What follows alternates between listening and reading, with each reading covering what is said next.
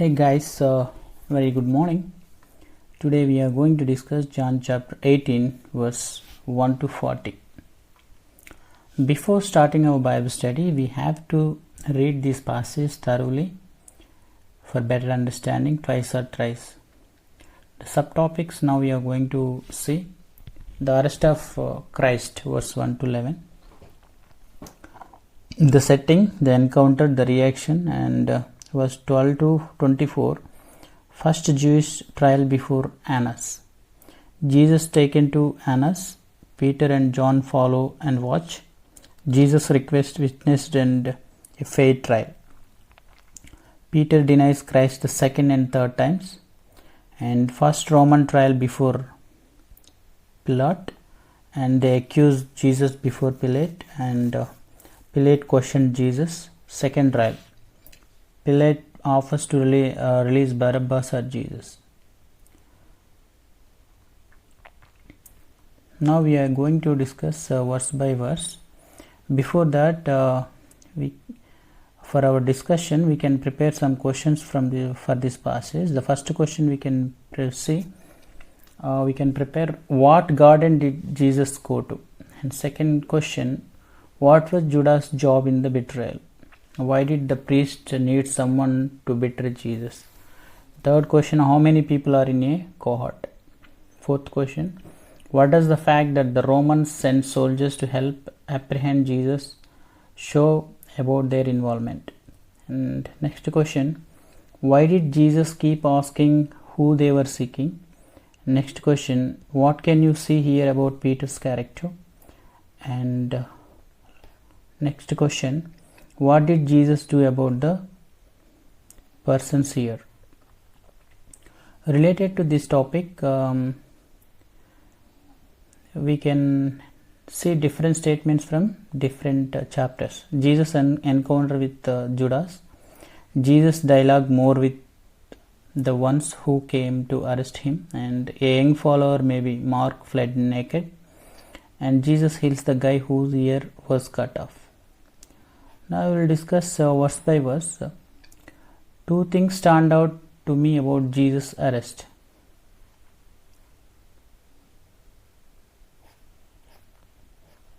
His determination and his compassion. He knew what was going to happen in the garden, yet he still went there. He knew what the crowd was coming to do, but he approached them and didn't hide. He wouldn't allow his disciples to fight for him because it was his cup to drink. And he also could have called hundreds of thousands of angels to slaughter his opponents. When you look at Matthew chapter 26 verse 53, but he didn't.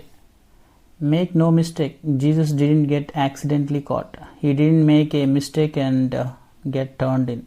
Yes, the government was against him and hundreds came to arrest him, but he was not under their authority. Some people say his death was not that meaningful because he had no choice and was arrested by the government. He could have gotten out of it and away at any time, but he didn't because he was determined. This determination is seen in again and again throughout the book of John and this chapter. It reaches its climax with Jesus willingly giving up himself to be arrested and finally killed. The second one, Jesus' compassion really stands out. If anyone had cause to be bitter, it was Jesus. Here, Jesus' friend whom he had blessed and been kind to was betraying him. The people he had given his life to help and serve were killing him. The Romans who had nothing to do with him were helping. What's more, they were coming against him with clubs and swords as if he was a common criminal. And Jesus doesn't grow bitter or hateful, quite the opposite. First, he showed compassion to Judas. He allowed Judas to kiss him and he was friendly, even calling Judas friend. He didn't rebuke Judas but was polite. The second one, he showed compassion for his disciples, though they were imperfect and had just failed him by sleeping on watch repeatedly. Jesus was looking out for them until the end. He stands up to the crowd and repeatedly asks whom they seek in order to show to them they have no authority to take the disciples. He protected them from arrest because he had further plan for them later, and perhaps because he knew the temptation would be too great for them to turn away from him, and it may cripple their faith. Until the very end, he protected each one, not losing any.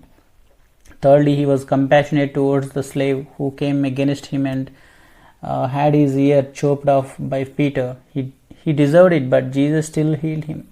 Compassion is shown towards those who don't deserve it. Judas didn't deserve compassion. The disciples didn't deserve compassion. The slave didn't deserve compassion. Also, Jesus showed compassion to others at a time when most would have only been concerned with their own life. Sometimes it is easy to show compassion to others when everything is going well in our life. But it is not so easy when to show compassion after we face a lot of hard trials. Until the end, Jesus was outward focused, not inward focused. Let us remember to be determined to fulfill our duty to God no matter what the cost, and to be compassionate to others even if they don't deserve it and we are in the middle of a tough time. And the second part, we can prepare some questions like who is Annas and why was he important, and the second question, why do you think is the other disciple mentioned in verse 15, and why would Peter deny his relationship to Christ? What can we learn from this? Has there ever be a time when we are tempted to deny or minimize our relationship to God? When? And related to this topic, we have one statement like 2 or 3 witnesses in agreement were needed to condemn somebody. A malicious false witness was to be punished. Now we are going to discuss Annas was the high priest from 6 to 15 AD and was removed by Pilate's predecessor. 5 of his sons plus his son-in-law Caiaphas each had stints at high priest. Therefore, Annas still had a lot of influence and his opinion counted. Jesus appeared before Annas in the first of his 2 Jewish trials. The first trial was an informal one. Annas' verdict wouldn't be valid for the Romans to accept, but his advice would likely influence Caiaphas and the rest of the Sanhedrin council. From verse 15 to 18, there is a bit of a break from focusing on Jesus, and the attention is shifted towards Peter and another disciple. These were the only 2 disciples who were brave enough to follow Jesus, the rest apparently having fled. The unnamed one very likely refers to John, as it is his style not to name himself. John had a little bit of go on 19 with the high priest, and so was all allowed into the court, and he was able to also use the Guan 11 to get Peter in. They wanted to watch and see what happened. Here Peter denies Christ for the first time. In verse 19, the attention shifts back to Jesus. Actually, according to normal Jewish trials, it was not normal, and perhaps it was even illegal to question the dependent. Jesus himself says that what he has taught is known, and if they have any questions, they should find some witnesses. When you look at Deuteronomy chapter 16 and 19, verse 6, for this comment he was struck, but in verse 23 he defends it, once again pointing out the unfairness of the trial.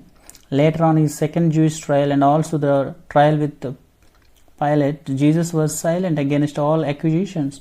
He didn't defend himself against wrong statements, but occasionally verified that something was true. He was a king, he was the Son of God. So when Jesus opened his mouth here, it was not out of a hope that a fair trial would free him, but I believe it was to show that the trial was unfair and biased and he was innocent. Jesus didn't want there to be any doubt in our minds or others there that he deserved death. If he deserved it, it wouldn't be effective in saving us. Annas couldn't get anything useful out of Jesus, so sent him to Caiaphas. Peter's second and third denials. Peter here denies Jesus for the second and third times. Peter was one of only 2 disciples who even followed Jesus this far. So in a sense, he was the second bravest disciple.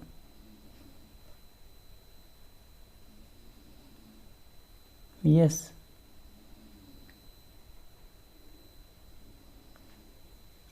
Yet he still vehemently denies his relationship to Christ. He is scared and doesn't want to face the fate that Jesus did.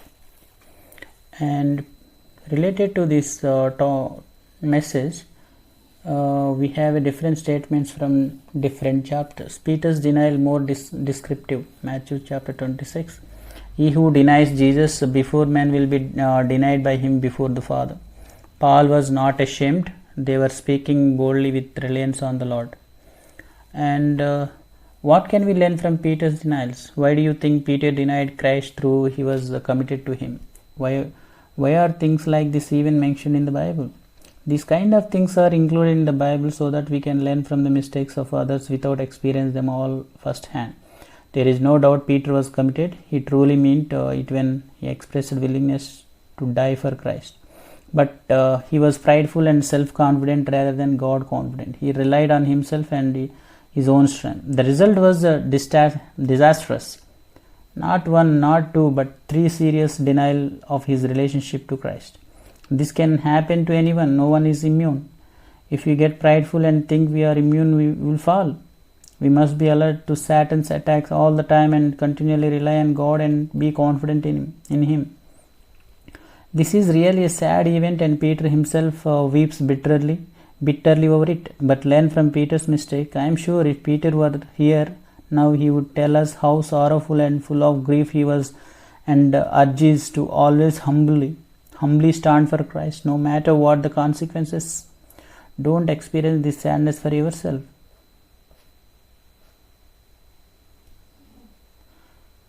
The rooster was Jesus' way to remind Peter about the prophecies. Even during this time, Jesus was still teaching Peter.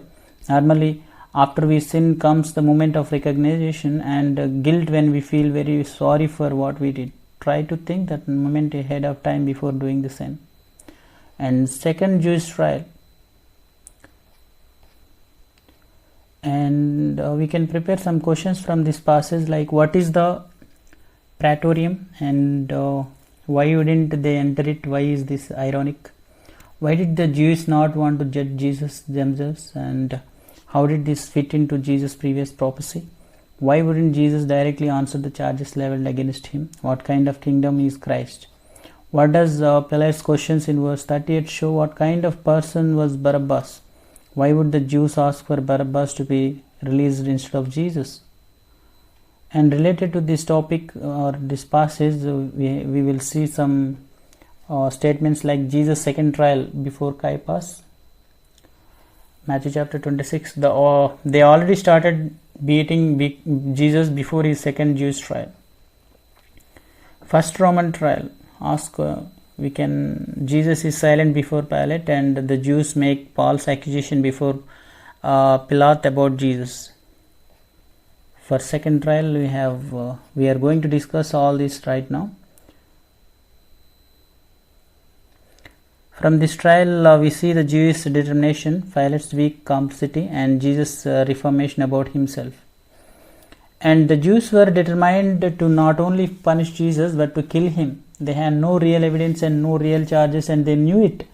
They simply told Pilate that if Jesus were not bad, they wouldn't have brought him. Later, they resorted to making up false evidence against Jesus. Also, the Jews wanted Pilate's help because they were not allowed to perform capital punishment. This too was part of God's divine plan. This right had been taken away when the Romans started governing Judah. If the Jews had been able to execute Jesus, they would have stoned him.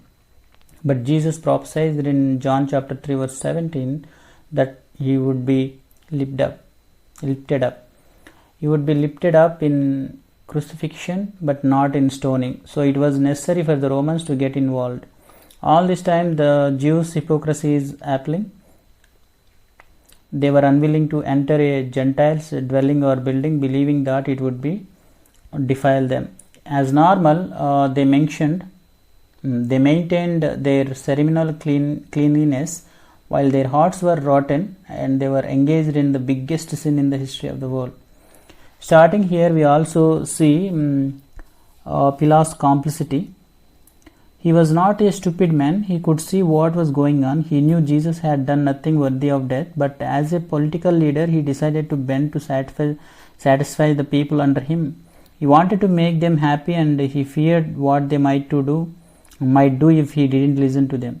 All the time he attempted to maintain his innocence, yet he was guilty too, because as a leader his responsibility was to do right.